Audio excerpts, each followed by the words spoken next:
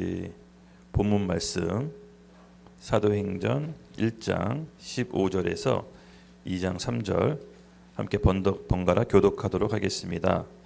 모인 무리의 수가 약 120명이나 되더라. 그때 베드로가 그 형제들 가운데 일어서서 이르되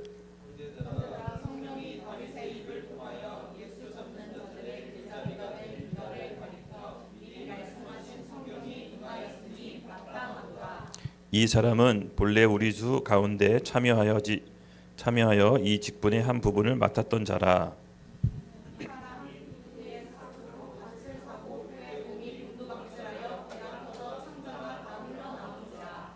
이 일이 예루살렘에 사는 모든 사람에게 알리어져 그들의 말로는 그 밭을 아겔다마라 하니 이는 피밭이라는 뜻이니라.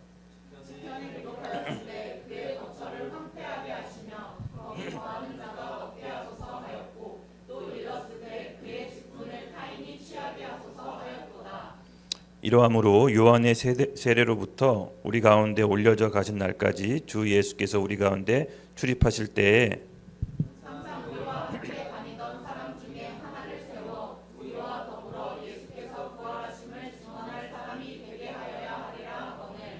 그들이 두 사람을 내세우니 하나는 바나바라고 하고 별명은 유스도라고 하는 요셉이요 하나는 마띠아라.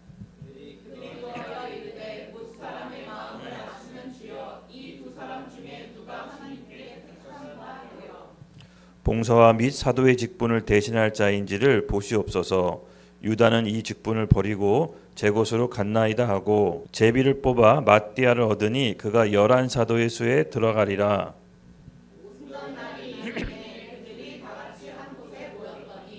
호련히 하늘로부터 급하게 강한 바람 같은 소리가 있어 그들이 앉은 온 집에 가득하며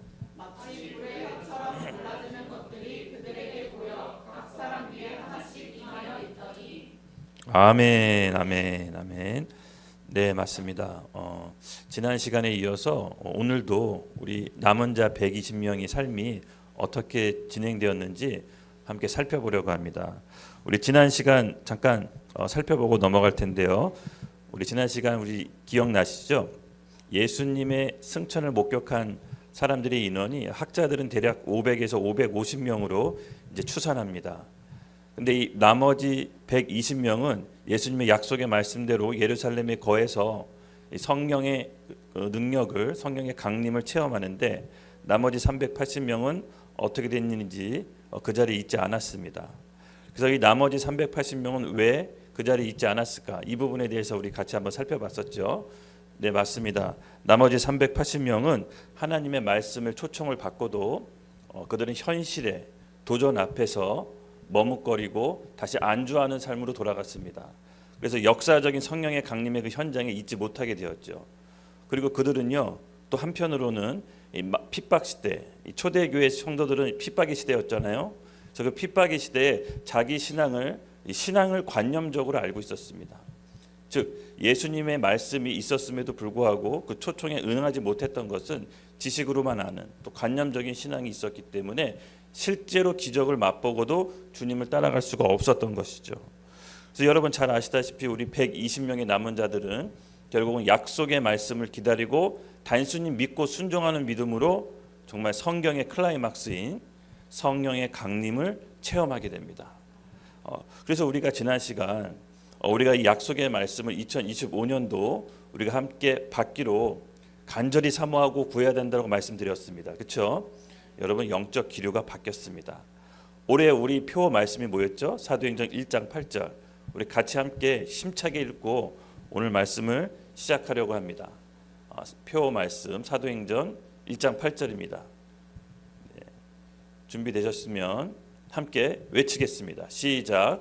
오직 성령이 너희에게 임하시면 너희가 권능을 받고 예루살렘과 온 유대와 사마리아와 땅끝까지 이르러 내 증인이 되리라 하시니라. 아멘, 아멘. 맞습니다.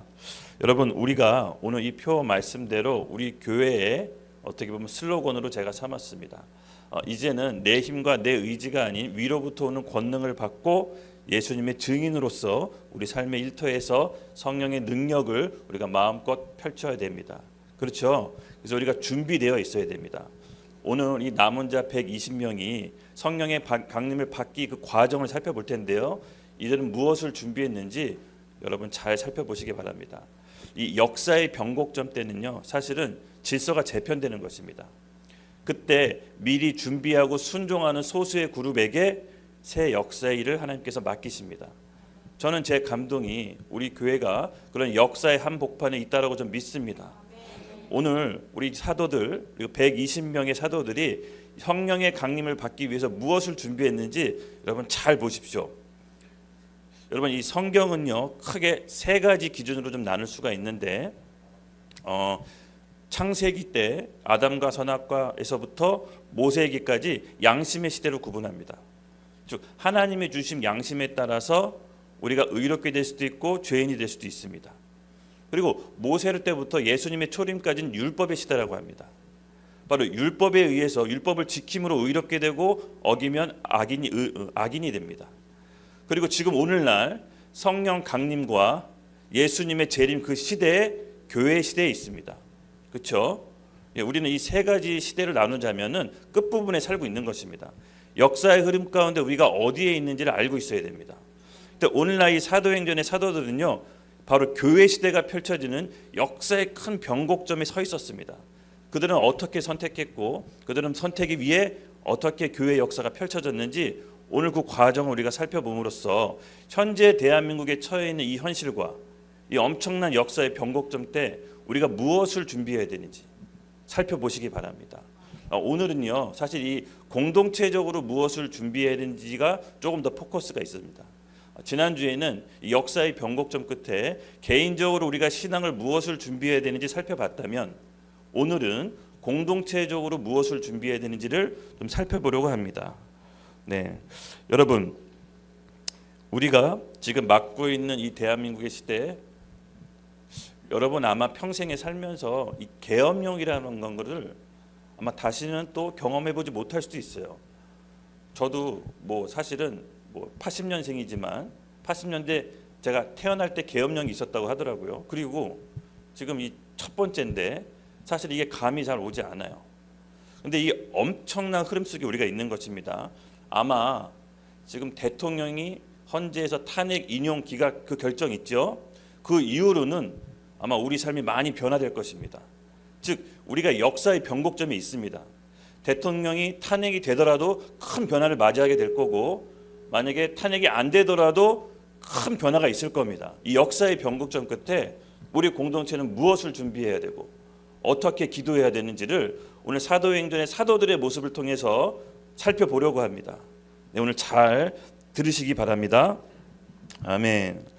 네, 우리 15절, 16절 같이 본문 말씀 읽을 텐데요. 함께 읽겠습니다. 시작. 모인 무리의 수가 약 120명이나 되더라. 그때 베드로가 그 형제들 가운데 일어서서 이르되, 형제들아, 성령이 다윗의 입을 통하여 예수 잡는 자들이 길잡이가 된 유다를 가리켜 미리 말씀하신 성경이 응하였으니 마땅하도다. 아멘, 아멘. 네, 역사의 변곡점이 있을 때는요, 먼저 외부적인 변화가 일어납니다. 네, 그렇죠? 외부적인 변화가 일어나니까 변곡점이 시작됐겠죠. 그리고 다음에 내부적인 공동체의 변화도 일어납니다. 그래서 오늘은 살펴볼 것은요, 먼저 외부적인 변화, 이 역사의 큰 변곡점 흐름 속에 우리가 외부적으로 어떤 변화가 일어나는지 살펴보려고 합니다. 여러분, 사도 시대, 이 초대교회 시대에 어떤 상황이었습니까? 핍박의 시대였죠. 예, 핍박의 시대였습니다. 즉 500명이 예수님의 승천을 목격하고도 380명이 집으로 돌아갔다는 것은 굉장한 핍박의 시대였던 겁니다. 그럼 나머지 120명은 어떤 마음이 있었을까요? 예, 죽어도 좋다라는 마음이 있었던 것입니다. 그들은 예수님의 명령, 우리 사도행전 1장 4절 한번 볼까요? 네, 예수님의 명령을 목숨과 같이 지켰습니다. 함께 읽겠습니다. 시작. 사도와 함께 모이사 그들에게 분부하여 이르시되, 예루살렘을 떠나지 말고 내게서 들은 바 아버지께서 약속하신 것을 기다리라. 아멘, 아멘. 여러분 이제 사도행전에 보면 첫 시작에 1장하고 2장이 굉장히 중요합니다. 지금 우리가 계속해서 올해 서두로부터 사도행전 강의를 하고 있잖아요. 사도행전 1장, 2장은요 성경 전체에서 큰 역사적 흐름이 변하는 때입니다. 아까도 얘기했지만 교회가 이제 교회 시대가 이제 펼쳐지는데 그 전까지는 율법의 시대였죠. 예, 율법을 지킴으로써 의인이 될 수가 있고 어김으로써 악인이 되는데 이제는 그 율법의 시대가 아니라 교회 시대로 성경의 역사가 펼쳐지는 큰 변곡점이 있습니다. 그래서 이 기간 동안 예수님의 죽음, 부활, 승천, 성령 강림이 집중적으로 일어납니다. 기독교의 역사상 가장 큰 클라이막스가 이 기간 다 이루어집니다. 그래서 이 사도행전 1장, 2장이 굉장히 중요합니다. 올해 우리가 이 사도행전을 시작하는 것이 저는 결코 우연이라고 보지 않습니다. 정말 역사의 큰 변곡점에 큰 흐름에 정말 우리 대한민국 안에서 우리가 이 영등포에서 우리 교회를 하고 있다는 거, 저는 하나님이 분명히 주신 메시지가 있습니다. 믿습니다. 우리 교회가 그 역사의 한복판에 하나님께서 두신 이유가 있다라고 봅니다. 네, 저는 우리 교회가 준비된 교회라고 믿습니다. 오늘 이제 살펴볼 텐데 오늘 주제가 뭐였죠? 오늘 주제를 잠깐 한번 살펴봅시다. 누가 약속의 성령을 받을 것인가? 아멘. 예, 그냥 약속의 성령을 받을 수 있는 것이 아닙니다. 준비되어 있어야 됩니다. 준비된 자들에게 약속의 성령을 허락하십니다. 네, 오늘 사도행전 1장 4절에 보면요, 예수님께서 분부하여 이르시되, 예수님께서 우리에게 말씀하십니다. 약속의 성령이 임할 때까지 떠나지 말고 기다리라고 합니다. 그 500명이 예수님의 승천을 목격하고 380명은 핍박의 시대를 견디지 못했습니다. 근데 여러분, 그들을 비난해서는 안 됩니다. 우리도 지금 이렇게 평안하게 신앙생활하고 있어서 그런 거지, 사실 우리도 도망간 380명하고 별 다를 바가 없는 존재입니다. 이 신앙생활은요, 어떤 사건이 터져봐야 우리의 진짜 믿음이 무엇인지 알 수 있습니다. 여러분, 예수님의 가장 큰 수제자 베드로 있죠. 인간으로 받을 수 있는 가장 큰 축복을 받았습니다. 주는 그리스도시여 살아계신 하나님의 아들이시나이다 라고 그 고백을 했더니 예수님이 감탄을 했어요. 너 그거 어떻게 알았냐? 너 그거 네가 안 게 아니다. 하나님 아버지께서 알게 해주신 거다. 그리고 그 고백 위에 하늘의 천국 열쇠를 주어집니다. 그리고 그 고백 위에 내 교회를 세우겠다. 제가 봤을 때 성경을 통틀어 사람이 하나님께 가장 크게 받은 축복 중에 하나였습니다. 그렇죠? 근데 그런 베드로가 여러분 매몰차게 예수님이 붙잡혀가는 날 어떻게 했죠? 배반합니다. 아우 베드로 그냥 배반한 게 아니라 저주까지 합니다. 인간은 이렇습니다. 우리가 믿는 그 신앙이 여러분 아는 것이 믿는 거라고 생각하시면 안 됩니다. 우리 초대교회 때 사도들의 모습을 잘 보셔야 됩니다. 그때 당시 핍박 시대였습니다. 예수님 믿으면 출교당하기로 결의됐습니다. 공동체에서 직장생활 할 수 없습니다. 경제활동 할 수 없습니다. 예수 믿는 즉시 쫓겨나는 것입니다. 그러니 그 380명의 믿음도 예수님의 승천을 보고도 떠나간 것이 어느 정도 납득은 됩니다. 그렇죠? 근데 120명은 남아 있었습니다. 그들은 정말로 목숨을 걸었습니다. 그들은 어떤 사람이었습니까? 죽어도 좋다. 그런 신앙인들이 남아서 교회 시대의 새 역사를 써내려갑니다. 그래서 우리가 사실은 이렇게 평온한 때 예수 믿고 마음껏 하나님께 자유롭게 찬양하고 예배드리잖아요. 사실 몰라요. 저도 몰라요. 만약에 예수 믿는 것 때문에 핍박이 온다, 취업을 못한다, 돈을 못 번다, 여러분 신앙을 지킬 수 있는 사람이 과연 있을까요? 잘 모르겠어요. 퀘스천이에요. 정말로요. 그래서 우리가 이 관념적인 신앙을 경계해야 됩니다. 이 마지막 때가 되면요, 내 귀에 듣기 좋은 선생 두기를 많이 한다라고 합니다. 여러분 유튜브에서 흘러나오는 여러 좋은 말씀, 여러 좋은 어떻게 보면 은혜 컨퍼런스 집회 있는데 여러분 물론 그런 것이 나쁘다는 게 아닙니다. 하지만 진짜 중요한 것은 말씀을 듣고 단순히 믿고 순종하는 초대교회 성도들의 모습을 우리가 받아야 됩니다. 여러분 인간의 의지로서 할 수 있는 게 그렇게 많지 않습니다. 사람은 참 대단한 존재인 것 같기도 하지만 사람은 참 어처구니없는 존재이기도 합니다. 엄청난 일을 하는 것 같이 보이지만 사실은 너무나 연약한 존재입니다. 우리에게 필요한 건 뭡니까? 성령. 예. 인간이 연약하지만 그 위에 성령이 부어졌을 때 어떻게 변합니까? 여러분 베드로가 어떻게 변했죠? 예. 십자가에 거꾸로 매달려 순종합니다. 그는 예수님이 못 박은 그 장소에 가서 너희가 못 박은 그 예수가 우리 하나님이 주와 그리스도가 되게 하셨다라고 한 번의 설교로 3,000명을 회심시킵니다. 베드로가 어떻게 변했을까요? 누구에게 협박을 받아서 그렇게 변했을까요? 아닙니다. 오순절 성령 강림 사건 이후로 완전히 변했습니다. 우리에게 필요한 것은 성령 아니겠습니까? 우리의 연약한 의지와 마음으로는 결코 주님의 증인이 될 수 없습니다. 그래서 올해 우리가 약속된 성령을 반드시 받아내야 됩니다. 구하고 찾고 사모하십시오. 네, 오늘 그런 2025년도의 기회가 온 것입니다. 네, 우리가 이 영적인 흐름을 잘 따라가야 됩니다, 여러분. 제가 할 수 있는 것도 어떻게 보면 이 자리 앞에서 이렇게밖에 할 수 있는 게 없을 수도 있어요. 나머지 선택은 여러분의 몫인 것입니다. 네, 우리가 끝까지 놓치지 말고 공동체에서 이제 풀어지는 여러 훈련과 또 메시지를 잘 따라오시기 바랍니다. 네, 하나님이 저에겐 확신이 있습니다. 하나님이 우리 교회 가운데 지금 가장 좋은 먹이를 주시는구나, 가장 좋은 양식을 주신다라는 확신이 있습니다. 네, 우리가 이 양식을 받고 잘 따라가시기 바랍니다. 네, 이 역사의 변곡점 때 이제 외부적인 변화가 크게 왔을 때 일어나는 일이 두 가지 있습니다.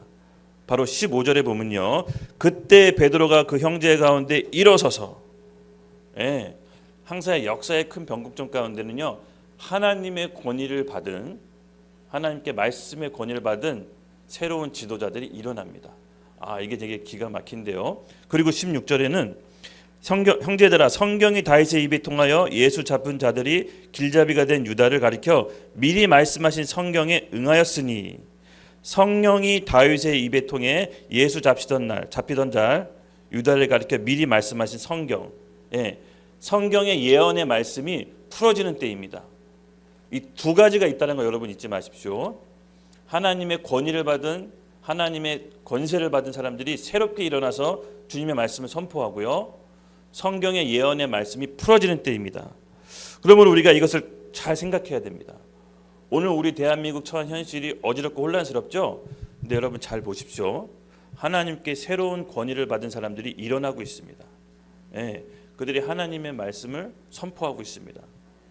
그리고 더 중요한 거는 성경에 기록된 말씀들이 성취되고 있습니다. 예, 어떤 말씀인지를 조금 더 살펴보겠습니다. 네, 예수님께서 여기 보시면 여기 말씀해 보시면 베드로가 일어나서 선포합니다. 그렇죠? 네. 그때 베드로가 그 형제들 가운데 일어서서 이르되, 예, 더 이상 베드로는 쫄장부 베드로가 아닙니다. 예, 아마 오순절 성령 강림 이후로 변화될 베드로를 암시하는 것 같았습니다. 예, 여러분, 우리가 준비되어 있는 사람이 되기를 예수님의 이름으로 축복합니다. 아멘. 올해는 성경의 권위 있는 말씀을 여러분 받으시기 바랍니다. 기도의 자리에서 말씀으로 통해서 나에게 조명해 주시는 말씀을 여러분 받으십시오. 그 말씀이 임한 사람이 새롭게 성령의 권위를 하나님께서 부어 주실 것입니다. 우리가 이렇게 준비되기를 예수님의 이름으로 축복합니다. 네, 그렇다면 과연 제가 질문 하나 하겠습니다. 사람이 하나님의 권위 있는 말씀을 받을 수 있단 말인가? 예. 과연 사람이 하나님의 권위의 말씀을 받을 수 있습니까? 대신할 수 있습니까? 기훈이가 한 말이지 그게 어떻게 하나님이 한 말이야? 이게 대신할 수 있나요? 네, 우리 예레미야 말씀 1장 9절에서 10절 한번 읽겠습니다. 시작. 여호와께서 그의 손을 내밀어 내 입에 대시며 여호와께서 내게 이르시되 보라, 내가 내 말을 내 입에 두었노라. 보라, 내가 오늘 너를 여러 나라와 여러 왕국 위에 세워 내가 그것을 뽑고 파괴하며 파멸하고 넘어뜨리며 건설하고 심게 하였느니라 하시니라. 아멘. 네, 그럴 수 있습니다. 말씀은요 이렇게 얘기합니다. 여호와께서 내게 이르시되 보라, 내가 내 말을 내 입에 두었더라. 예, 하나님의 권위 있는 말씀을 사람의 입술에 두십니다. 그리고 그가 말한 대로 10절에 이렇게 얘기합니다. 보라, 내가 오늘 너에게 여러 나라의 여러 왕국 위에 세워 내가 그것을 뽑고 파괴하며 파멸하고 넘어뜨리며 건설하고 심게 하느니라 하시니라. 아멘. 여러분, 이게 얼마나 위대한 말씀입니까? 그렇죠? 준비되어 있는 사람에게 하나님의 권위 있는 말씀을 그 입술에 두시고 그가 말한 대로 왕국과 국가와 공동체가 파멸할 수도 있고 사라질 수도 있고 새로 건설할 수도 있는 힘을 주신다고 합니다. 그러므로 오늘 우리 교회 시대에 살아갔을 때 그리스도의 몸된 교회인 우리가 예수 그리스도 이름의 권세를 사용할 때 이 나라의 상황도 바뀌리라 좀 믿습니다. 아멘. 여러분, 그런 확고한 믿음이 있어야 됩니다. 아멘. 그 믿음 없이 그냥 살아가시면 안 됩니다. 예수 믿었을 때 하나님이 우리 가운데 거하시는 겁니다. 하나님의 영이 우리 가운데 거하셔서 우리를 통해서 입으로 예수 이름의 권세를 선포할 때 이 나라 상황도 바꾸시는 것입니다. 이것이 교회의 통치 방법입니다. 아멘. 우리가 이런 원리를 잘 알고 있을 때 이 상황 또한 우리가 무엇을 놓고 기도해야 될지 어떻게 살아가야 될지 분별할 수가 있는 것입니다. 여러분, 이때 학자들은 이때 청년이라고 합니다. 예레미야가 청년 때 이 말씀을 받은 겁니다. 청년 때. 여러분보다 아마 더 어렸을 때였어요. 청년 때 예레미야에게 하나님의 말씀이 임한 겁니다. 여러분, 2030 세대가 너무 중요합니다. 어쩌면 우리 대한민국의 미래도 여러분 손에 달려있다고 봅니다. 특별히 그냥 내가 인생을 여러분보다 조금 더 산 사람으로서 좀 조언해 드리자면 10대, 20대까지는 괜찮아요. 친구들과 죽고 못 사는 사이.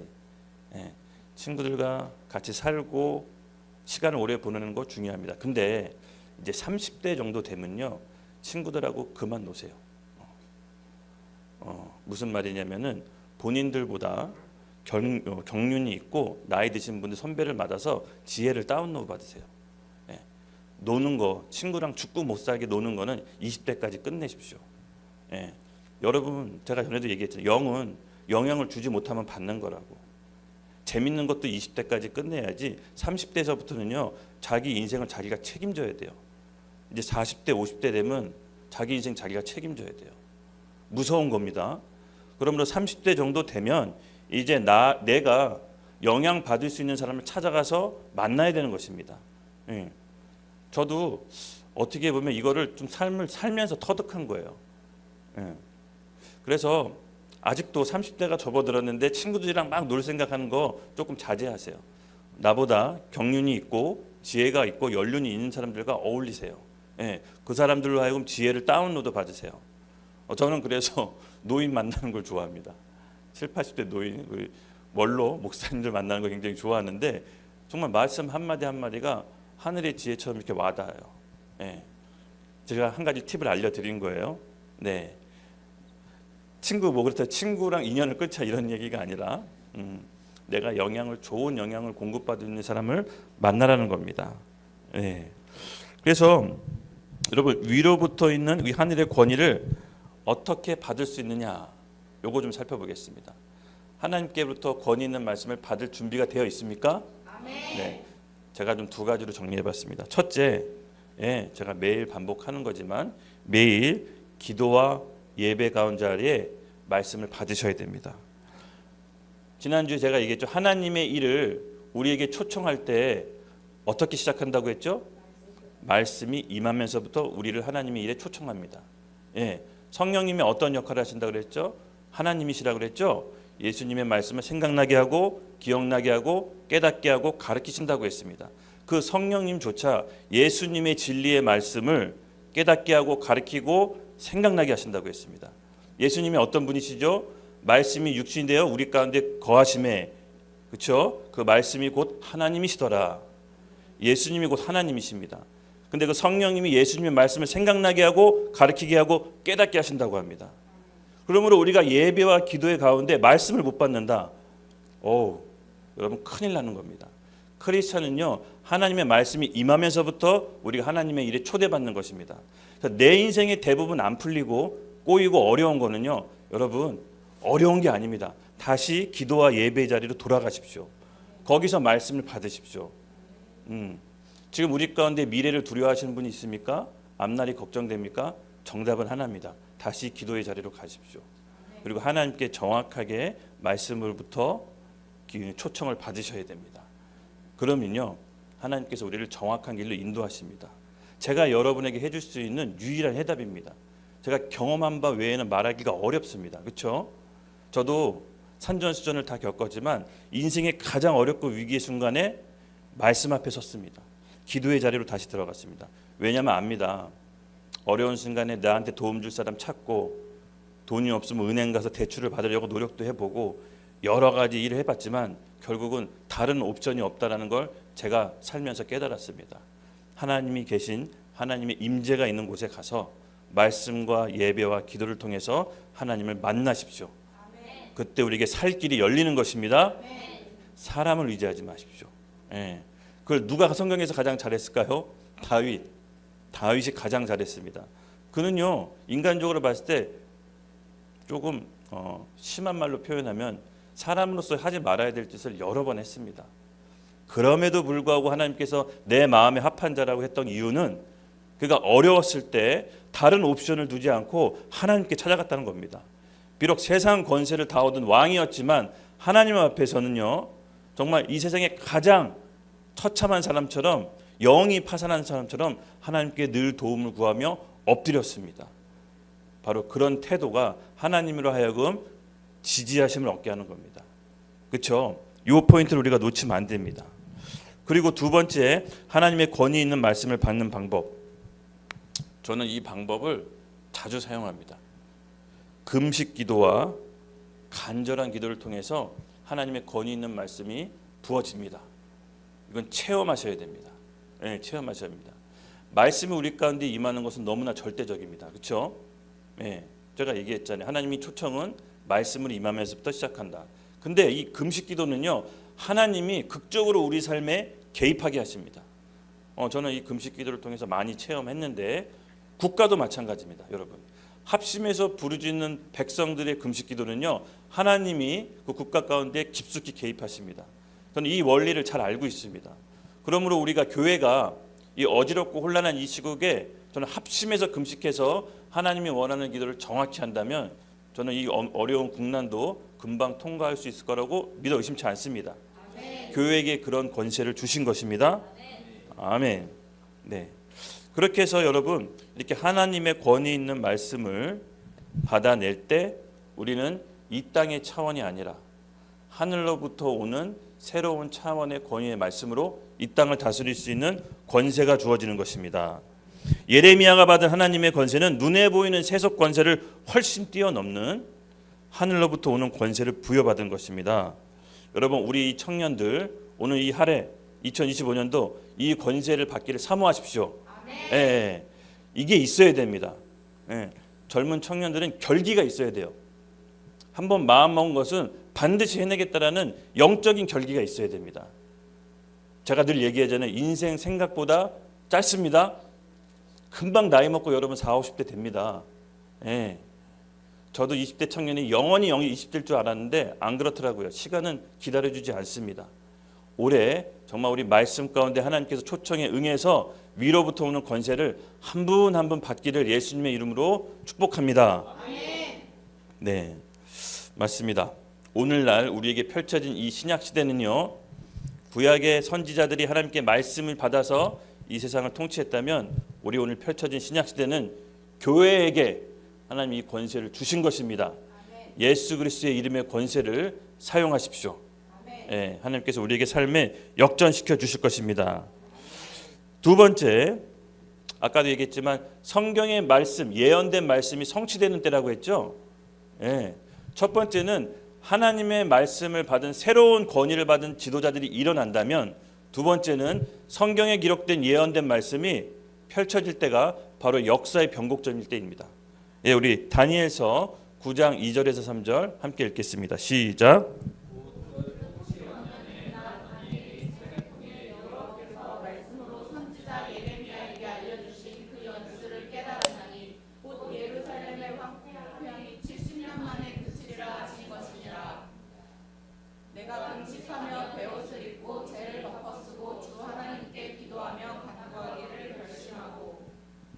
아멘. 네, 이 역사의 변곡점 때는요, 성경에 예언된 말씀이 성취된 때라고 했습니다. 다니엘은 여러분 자신이 처한 그 현실, 다니엘 때 이때 이 다니엘서 9장 때는 어떤 때면요, 남유다 왕국이 멸망해서 바벨론 포로로 잡혀갈 때였습니다. 그래서 그가 다니엘이 예레미야 선지자가 쓴 글을 보고 70년이 된 때, 예루살렘이 황폐한 지 70년이 된 때 다시 돌아간다는 걸 알았습니다. 그리고 그때 그 말씀의 성취가 이루어진 때라는 걸 알고 다니엘이 어떤 행동을 했습니까?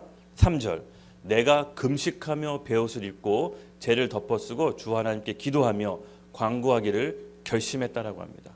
네, 하나님의 말씀이 이루어지기를 금식하며 기도하며 결심했다라고 합니다. 예, 역사의 큰 변곡점 때는요, 성경의 예언의 말씀이 성취될 때인데 이 땅에서 기도해야 할 사람들을 하나님이 찾고 있습니다. 하나님의 말씀이 성취될 수 있도록 땅에서 기도하는 사람들을 찾고 있습니다. 우리가 이 말씀을 오늘 우리 교회 가운데 주셨다라고 저는 믿습니다.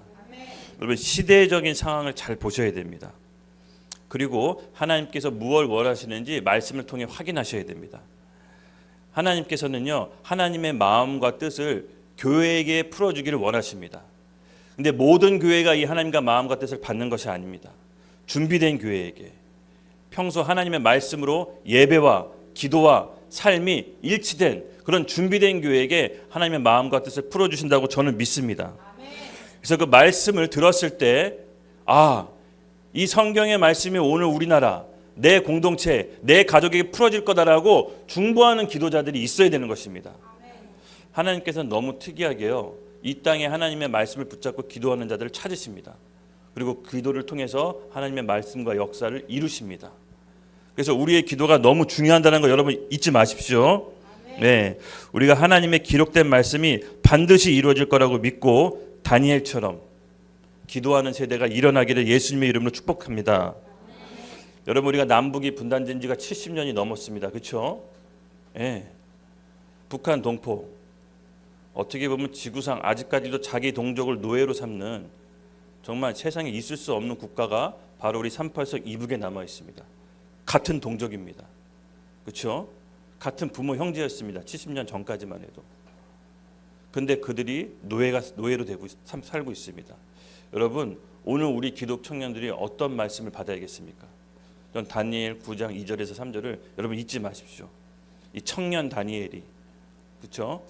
예레미야 선지자의 글을 읽고 이제 우리 동포가 예루살렘으로 돌아갈 때가 됐다라고 확신해서 마음을 찢고 죄를 뒤집어쓰고 금식하며 기도했다고 합니다.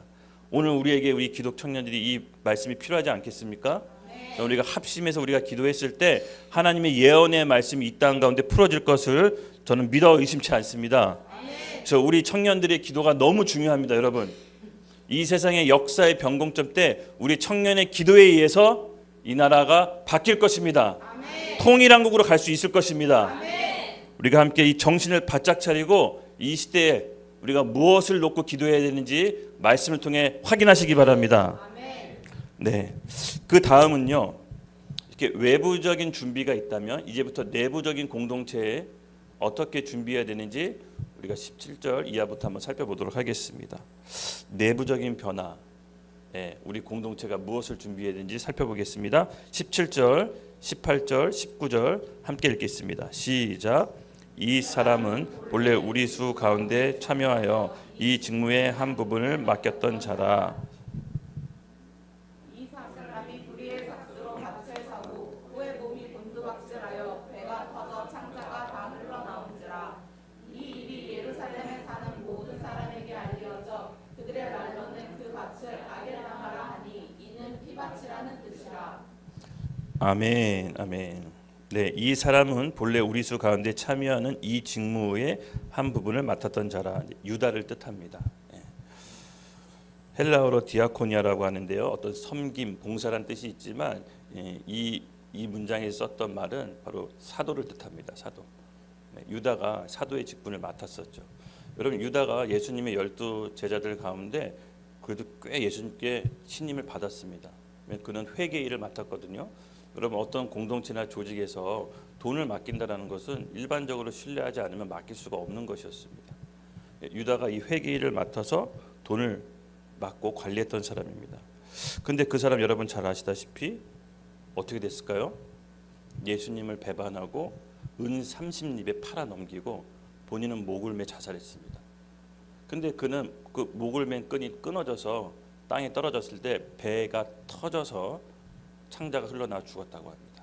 지금 베드로가 그걸 얘기하고 있는 겁니다. 예.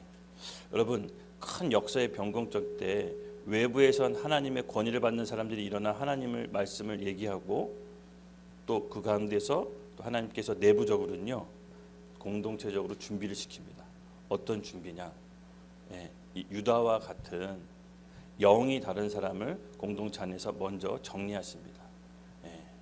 여기 보면요, 유다는요 사실 예수님이 함께 먹고 마시고 했을 때 전혀 알지 못했는데 예수님이 한 사건을 통해서 유다가 배반할 거라는 걸 드러내십니다. 최후의 만찬 사건이죠. 우리 말씀 함께 같이 읽어볼까요? 예. 마태복음 26장 21절에서 25절 함께 읽겠습니다. 시작. 내가 진실로 너희에게 이르노니 너희 중에 한 사람이 나를 팔리라 하시니 그들이 몹시 근심하여 각각 여쭈어오되 주여 나는 아니지요. 대답하여 이르시되 나와 함께 그릇에 손을 넣는 자가 나를 팔리라. 인자는 자기에 대하여 기록된 대로 가거니와 인자를 파는 그 사람에게는 화가 있으리로다. 그 사람은 차라리 태어나지 아니하였더라면 제게 주었을 뻔하였느니라. 예수를 파는 유다가 대답하여 이르되 라비여 나는 아니지요. 대답하시되 내가 말하였도다 하시니라. 아멘. 우리가 이렇게 성경에 쓰여 있으니까 그런가 보다라고 넘길 수 있는데 여러분 이게 지금 굉장히 마음 아픈 장면입니다. 예. 본인의 사랑하는 제자가 자신을 배반할 거라고 다른 제자들 앞에서 드러낸 겁니다. 그리고 본인 유다도 주님 저는 아니지요 설마 했을 때 네가 말한 바로다. 여러분 어떻겠습니까? 유다 마음이. 예수님이 이렇게 얘기했죠. 차라리 태어나지 않는 게 더 나을 뻔했다라고. 주님께 이런 얘기 들으면 못 살 것 같아요. 그렇죠? 근데 여러분 이 역사의 큰 변곡적 흐름 때 하나님께서 공동체를 쓰시려면요 그 공동체를 먼저 정결케 하는 작업이 있습니다. 성령 하나님이 오순절 성림 강림 때 임하시죠. 성령은 하나님이십니다. 예. 여러분 대제사장이 구약 때 지성소에 있는 하나님의 임재를 만나러 가기 위해서는요 목숨 걸고 만나는 겁니다. 예. 죄가 조금이라도 있으면 즉사합니다. 그래서 제 대제사장은 지성소에 갈 때 발에 방울을 매잖아요, 그렇죠? 방울 소리가 안 나면 죽은 줄 알고 끈으로 끌어냅니다. 예. 이 초대교회 성도들이 맞이할 성령은요 하나님이세요. 먼저 그 공동체가 정결케 돼야 돼요. 하나님을 맞이할 때는 죄가 있어서는 안 돼요. 그래서 공동체 안에 영이 다른 유다를 먼저 드러내시는 거예요. 예. 근데 이렇게 질문할 수 있죠. 베드로도 배반하고 다른 제자들도 다 도망갔었잖아요. 예. 제가 이 부분을 놓고 기도를 했어요. 주님 그들도 다 배반했는데요. 근데 마음에 주시는 감동이 인간이 연약해서 도망간 거는 하나님이 품을 수 있지만 영이 다른 건 품을 수 없다라는 겁니다. 돈으로 자기 영혼을 판 유다는 영이 다른 것이었습니다. 예. 베드로가 연약해서 도망가고 제자들이 연약해서 도망가는 것은 예수님도 우리의 육신의 연약함을 알기 때문에 품습니다. 여러분 공동체가 역사의 변곡점 때 쓰임 받기 위해서는 먼저 공동체 안을 하나님이 정결케 하십니다. 이것을 잊지 마십시오. 이게 마음이 아픈 겁니다. 사람으로 따지면 암 수술입니다. 수술은 아프죠. 그러니까 그 수술 후에는 건강한 몸을 회복해서 새 일을 할 수가 있는 겁니다. 그래서 우리가 잊지 말아야 될 것. 이 공동체가 성령을 맞이하기 준비하기 앞서 먼저 공동체 안에 영이 다른 사람을 분리시키시는 겁니다. 우리가 이 과정 가운데 여러분 이미 제 마음의 감동이 이 말씀을 읽고 기도하는데 그럼 우리 IDP 하나님께 어떻게 되는 건가요? 수술 받나요? 그랬더니 감동이 수술이 끝났다 이런 마음을 주시더라고요. 그리고 받을 준비를 하라. 생각해 보니까 걸어왔던 길이 녹록지 않았던 것 같아요. 그렇죠? 이제 안도의 한숨을 내쉬는데 몰라요. 그냥 제 개인적인 생각이고 또 수술해야 될지 몰라요. 그건 자만하지 맙시다. 수술 당사자가 될 수도 있어요. 웃으시는 분들. 네, 그래서 우리가 정말 이것을 우리가 사도교회 초대교회 성도들의 이 모습을 잘 기억하셔야 됩니다. 그래서 여러분 공동체 안에 다른 부류가 있다라는 것은 초대교회 성령을 맞이할 준비를 할 수가 없는 것입니다. 아프지만 이 수술은 우리가 거쳐야 되는 것입니다. 이 수술이 끝난 즉시 이 공동체가 맞이할 새로운 새 시대에 하나님께서 쓰임 받게 될 것을 저는 예수님의 이름으로 축복합니다. 아멘. 그리고 20절, 21절, 22절 함께 읽겠습니다. 시작. 그네기로 갈수에 그의 거처를 황폐하게 하시며 거기 거하는 자가 없게 하소서 하였고 또 일렀으되 그의 직분을 타인이 취하게 하소서 하였도다. 그러므로 요한의 세례로부터 우리 가운데서 올려져 가신 날까지 주 예수께서 우리 가운데 출입하실 때에 항상 우리와 함께 다니던 사람 중에 하나를 세워 우리와 더불어 예수께서 부활하심을 증언할 사람이 되게 하여야 하리라 하거늘. 아멘, 아멘. 이제 뽑았다면 어떤 일이 남아 있겠죠? 새로 심는 일이 남아 있습니다. 약속된 성령을 받기 위해선 새로 심는 과정이 또 필요합니다. 네, 여러분 여기 보시면요 이렇게 나와 있습니다. 시편에 기록하였을 때 그의 거처를 황폐하게 하시며 거기 거하는 자가 없게 하소서 하였고 또 일렀을 때 그의 직분을 타인이 취하게 하소서 하였도다. 아멘. 맞습니다. 이제 어떤 사람을 새로 그 한 자리 비어 있는 사도들의 자리를 넣을까요? 저는 이 초대교회 성도들의 모습을 보고 지혜를 엿볼 수 있는데 너무나 탁월한 지혜가 이 안에 숨어 있다는 걸 발견했습니다. 정말 기가 막힌데요. 제가 이 말씀 구절을 보면서 와, 이분들이 참 지혜롭고 공동체를 다시 세우는 데 있어서 정말 깊게 기도했다는 걸 엿볼 수가 있었습니다. 하나님의 법칙은요, 뽑았다면 다시 새로 심습니다. 22절, 항상 우리와 함께 다니던 사람 중에 하나를 세워 우리와 더불어 예수께서 부활하심이 증언할 사람이 되게 하여야 하리라 하거늘. 아멘. 어떤 사람을 뽑느냐, 어떤 사람을 심느냐. 네, 이 초대교회 성도들의 지혜가 나와 있는데요. 어떤 사람을 심습니까? 항상 우리와 함께 다니던 사람들 중에 하나를 세워 우리와 더불어 예수께서 부활하심에 증언할 사람으로 세우자.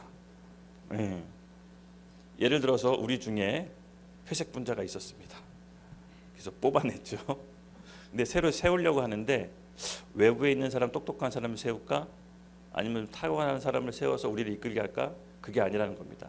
항상 우리 가운데 더불어서 어릴 적부터 함께 신앙생활하고 같이 자란 사람들 중에 신망 있고 검증된 자랑을 공동체 안에서 세운다는 것입니다. 아멘. 아멘. 네, 다행히 우리 하나교회는요 이렇게 좀 담임 목회자를 외부에서 이렇게 청빙이 아니라 우리 안에서 제자들 중에서 한 사람을 세워서 담임 목회를 세우는 전통이 있습니다. 예, 그래야 말이 없고 탈이 없죠. 왜냐하면 목회자가 한 명이 바뀌면요 영적 기류가 다 바뀌어요. 비전도 바뀌고 소망도 바뀌고 싹 다 바뀌어요. 그래서 이 초대교회 성도들이 너무 탁월했던 건 뭐냐면 비어있는 사도를 세울 때 공동체 안에서 신망받고 검증된 사람을 세우자라고 선택한 것입니다. 이게 얼마나 지혜로운 일입니까? 그렇죠? 그와 함께 더불어서요 23절에 이렇게 얘기합니다. 그들이 두 사람을 내세우니 하나는 바사바라고 하고 또 하나는 별명은 유스도라 하는 요셉이요 하나는 마띠아라. 네. 한 사람을 딱 세워서 하지 않고요. 정말 탁월한데 두 사람을 세웁니다. 네. 두 사람을. 이프보를 2명 합니다. 이게 참 지혜로운데 유스도라는 사람과 요셉이요 하나는 마띠아라. 예. 여러분 이 두 사람을 세워서 소위 말해서 이프보자를 2명 세워서 공동체로 하여금 선택하게 합니다. 여러분 이게 얼마나 지혜롭고 공정한 일인지 아십니까? 요새 우리가 젊은이들이 많이 상심하는 이유가 뭡니까? 공정이 무너졌다 아닙니까? 그렇죠? 낙하산 인사, 부모 잘 만나서 누구 잘 만나서 갑자기 저렇게 막 높은 지위에 앉고 막 의사가 되고 이래서 우리가 막 공정이 무너져서 분노하는 거 아닙니까? 예. 그렇기 때문에 낙하산 인사가 안 되게끔 꼭 두 사람을 세워서 공동체로 하여금 선택하게 합니다. 근데 선택하게 할 때 더 지혜로운 방법은 투표를 하지 않습니다.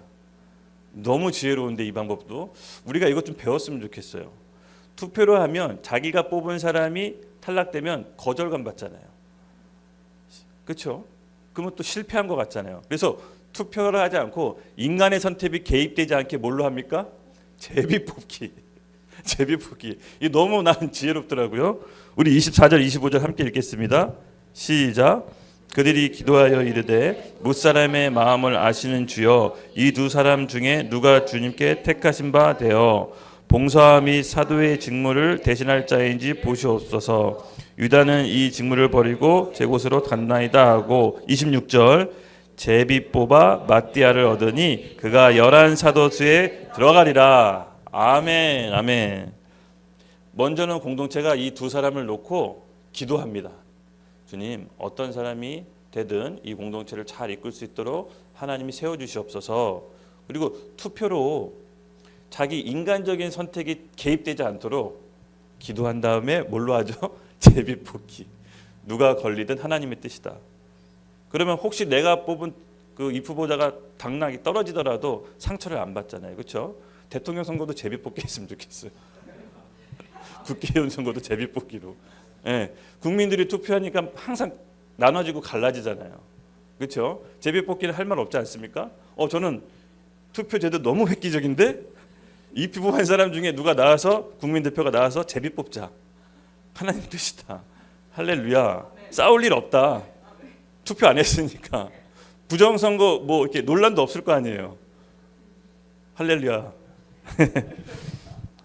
그래서 저는 이 초대교회 성도들이 공동체를 세워가는 이 과정이 이 프로세서가 너무 지혜로우신 분들이다. 우리가 앞으로 공동체를 이렇게 세워갈 때 우리가 이 프로세서대로 밟아갔으면 좋겠다. 좀 그런 마음이 좀 들었습니다. 그렇죠? 그래서 여러분 우리가 지금 이 새 시대를 살아가고 있습니다. 대한민국도 혼란하고 어지럽습니다. 이럴 때일수록 저는 교회는 말씀으로 기준을 찾아야 된다고 믿습니다. 오늘 우리 사도행전의 초대교회 성도들의 이 가르침과 지혜를 우리가 엿보고 우리가 이 역사적인 큰 변곡점 끝에 공동체적으로 무엇을 준비해야 되는지 그 해답을 찾는 시간이 되었으면 좋겠습니다. 이렇게 비어있는 11소대의 자리를 채운 다음 그들에게 역사적인 현장이 벌어집니다. 다음 말씀 사도행전 2장 1, 2, 3절 약속의 성령이 부어지는데요. 우리 같이 함께 읽겠습니다. 시작. 그들이 다 같이 한 곳에 모였더니 우연히 하늘로부터 급하고 강한 바람 같은 소리가 있어 그들이 앉은 온 집에 가득하며 마치 불의 혀처럼 갈라지는 것들이 그들에게 보여 각 사람 위에 하나씩 임하더니 아멘. 드디어 준비된 공동체에게 약속된 성령이 임해서 교회 시대가 펼쳐집니다. 아멘. 여러분 지금 우리나라가 매우 혼란하고 어지럽습니다. 그렇죠? 정말 오늘 이 초대교회 성도들의 모습을 보면서 우리가 무엇을 준비해야 되는지 기준이 되었으면 좋겠습니다. 개인이든 공동체든 국가든 새로 쓰임 받기 위해서는 아픈 과정이 필요합니다. 여러분 우리가 지금 작금의 대한민국의 현실을 보면서 매우 어지럽고 혼란스럽다고 해서 힘들어할 게 아니라 하나님이 우리나라 새로 쓰시겠구나. 이때 우리가 정신을 바짝 차리고 무엇을 놓고 기도해야 되는지 또 우리가 무엇을 놓고 재정비해야 되는지를 스스로 알고 깨달을 때 약속된 성령이 대한민국에 임할 것을 예수님의 이름으로 선포합니다. 그것을 가지고 우리 다니엘의 말씀의 약속처럼 북한 동포 해방과 남북 통일의 길을 새 길을 여는 역사가 펼쳐지기를 예수님의 이름으로 축복합니다. 우리 일어나서 다 같이 함께 기도하겠습니다.